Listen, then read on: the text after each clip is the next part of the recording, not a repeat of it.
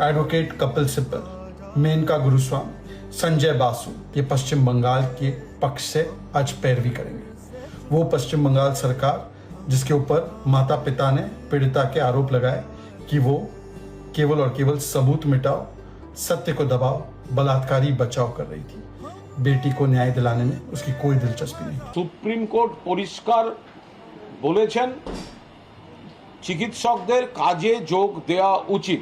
এক, দুই, এই ঘটনা আইনের পথে চলবে, এই ঘটনা নিয়ে যেন রাজনীতি করা না হয়।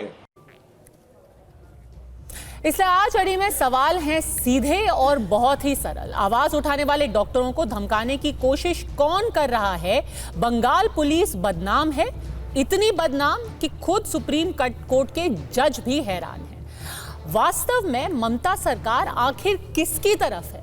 अगर पुलिस पहले सबूत छुपा रही है, दबा रही है, फिर लोगों को डरा रही है, तो पुलिस आखिर किसके पाले में है? और अपराध के बाद किसने तथ्यों को, सच्चाई को छुपाने की कोशिश की? चर्चा की शुरुआत करते हैं। हमारे साथ जुड़ गई हैं मीता चक्रवर्ती, प्रवक्ता हैं कांग्रेस की, दिनेश बजाज, पूर्व विधायक और प्रवक्ता हैं तृणमूल कांग्रेस के, संजीव श्रीवास्तव, वरिष्ठ पत्रकार हैं, करण वर्मा, वो ऑथर हैं, लॉकेट चैटर्जी, भारतीय जनता पार्टी की प्रवक्ता, थोड़ी ही देर में हमारे साथ जुड़ जाएंगी। सबसे पहले सवाल आपसे दिनेश बजाज जी, और सवाल नहीं है, मैं तो आपको बधाई देना चाहती हूं कि आज आपने कुछ ऐसा कर दिखाया जो किसी को उम्मीद भी नहीं होगी कि एक सुप्रीम कोर्ट के जज कह रहे हैं 30 साल के मेरे अनुभव में मैंने ऐसा केस नहीं देखा जैसा पश्चिम बंगाल की पुलिस और सरकार ने हमारे सामने रखा है। 30 साल के अनुभव में उन्होंने जो नहीं देखा, आपने उनको आज दिखा दिया। जी, सबसे पहले नमस्कार। जो आप कह रही है 30 साल में जो जज साहब ने कहा कि उन्होंने ऐसा कुछ नहीं देखा जो आज देख रहे हैं। देखिए, सुप्रीम कोर्ट ने स्वतः संज्ञान लिया इस मामले का और इस पे सुनवाई चल रही है, पूरी सीबीआई की जांच चल रही है। तो जांच को पूरी होने दीजिए। सुप्रीम कोर्ट का निर्देश हमारे ऊपर, तो सबके ऊपर मान्य है और हमारे सरकार के ऊपर भी मान्य है, तो हमारा प्रशासन भी अलग नहीं है। और हमारे पुलिस कमिश्नर ने प्रेस कॉन्फ्रेंस करके ये कहा था, यदि कहीं पे किसी भी हमारे डिपार्टमेंट में किसी की गलती हुई और जांच के दौरान पाई गई तो उसके ऊपर हमें जरूर से एक्शन लेंगे। तो कहाँ क्या गलती हो तो जांच के ऊपर आएगी, जांच को आ जाने दीजिए पूरा सामने। दिनेश जी, 5 तारीख को फिर सुनवाई है। जांच तो अब होगी, क्योंकि जांच पे तो अब पूरे देश की नजर है, सुप्रीम कोर्ट की नजर है, तो अब तो चाह के भी कुछ इधर का उधर नहीं हो सकता है।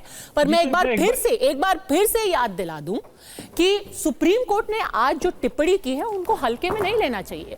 सोचिए कि ये ऐसे जज हैं जिनको 30 साल का अनुभव है, 30 साल का उनका करियर है, उन्होंने कैसे कैसे केस देखे होंगे, जघन्य अपराध पर उन्होंने सुनवाई की होगी, और इस सब के बावजूद वो ये कह रहे हैं कि आज जिस तरीके की लापरवाही, कोताही, जिस तरीके से इस पूरे मामले को ट्रीट किया है पश्चिम बंगाल की पुलिस ने, हमने तो 30 साल के अपने अनुभव में नहीं देखा है। एक बार फिर से याद आपको दिलाते हैं कि सुप्रीम कोर्ट ने आज क्या क्या टिप्पणी की है। उन्होंने सबसे पहले कहा कि बंगाल पुलिस जैसा रवैया मैंने 30 वर्षों के अपने करियर में नहीं देखा है। फिर उन्होंने पूछा कि भाई मौत 10:10 पर हुई है, मौत सुबह 10:10 बजे दर्ज की गई, अपराध स्थल 11:30 बजे क्यों सुरक्षित किया गया? 30 साल के करियर में नहीं देखा। आगे देखते हैं और क्या बोला सुप्रीम कोर्ट ने। सुबह 10:10 बजे मौत दर्ज की गई, 11:30 बजे तक जो क्राइम सीन था, अपराध स्थल, उसको सुरक्षित ही नहीं किया गया। यह बेहद परेशान करने वाली बात है। रात में हुआ पोस्टमार्टम और उसके बाद आपने एफआईआर दर्ज किया। पहले पोस्टमार्टम कर दिया, अंतिम संस्कार कर दिया, उसके बाद आप एफआईआर दर्ज कर रहे हैं। बहुत आश्चर्य की बात है, ये कहा जस्टिस पार्थिवाला ने, मैंने तो कभी नहीं देखा आज तक। कितनी आश्चर्य की बात है कि पहले आप पोस्टमार्टम करते हैं, फिर एफआईआर करते हैं। कैसी पुलिस है, कैसी जांच है, बताइए सर। दिनेश जी देखिए, सारी बातें जो उन्होंने सवाल किए, हमारे वकील साहब कपिल सिब्बल जी ने वहां पे सारे आंसर्स उनको दिए हैं। नहीं दिए सर, और नहीं दे पाए, एफिडेविट के द्वारा दिए, बार बार घिर गए वो।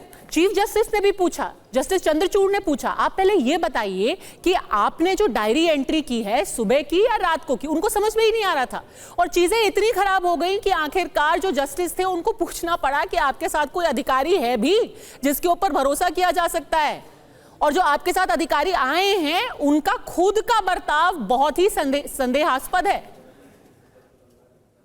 ये अभी आपने दिखाया, मैंने भी देखा इस लाइव स्ट्रीमिंग में जो आपने दिखाया था माननीय सुप्रीम कोर्ट का। तो लेकिन इसका जवाब वहाँ हमारे वकील जो हैं वही देंगे, चाहे वो 5 तारीख को दे दे। पर उनके आपको पास तो पूरी चीज़ जवाब की ही नहीं है, सुप्रीम वो कोर्ट को पूरा लाजवाब हो convince कर चुके देंगे हैं। वो। क्योंकि ऐसा आपकी पुलिस ने पूरा इन्वेस्टिगेशन किया है कि आपके जो वकील है उनके पास कोई जवाब ही नहीं था, बार बार उनसे पूछा गया।